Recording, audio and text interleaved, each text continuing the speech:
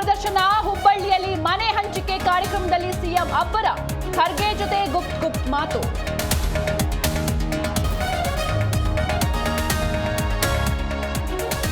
ಹಾಸನದಲ್ಲಿ ಜೆಡಿಎಸ್ ಜನತಾ ಸಮಾವೇಶ.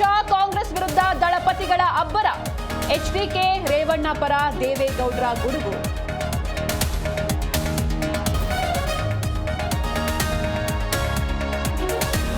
ನನ್ನ ಕುಟುಂಬ ಸಿಗಂದೂರು ದೇವಸ್ಥಾನದ ಪರ. ಬೇಳೂರು ಗೋಪಾಲಕೃಷ್ಣ ಹೇಳಿದ್ದು ಸುಳ್ಳು.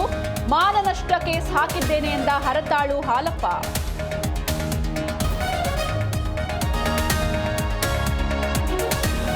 ರಾಜ್ಯಪಾಲರು ಕೇಂದ್ರದ ಕೈಗೊಂಬೆಯಾಗಿದ್ದಾರೆ. ಪ್ರಧಾನಿ ಮೋದಿ ಬಿಜೆಪಿಗರು ಹೇಳಿದ್ದು ಕೇಳ್ತಾರೆ. ಸಚಿವ ಬೋಸರಾಜು ಅಸಮಾಧಾನ.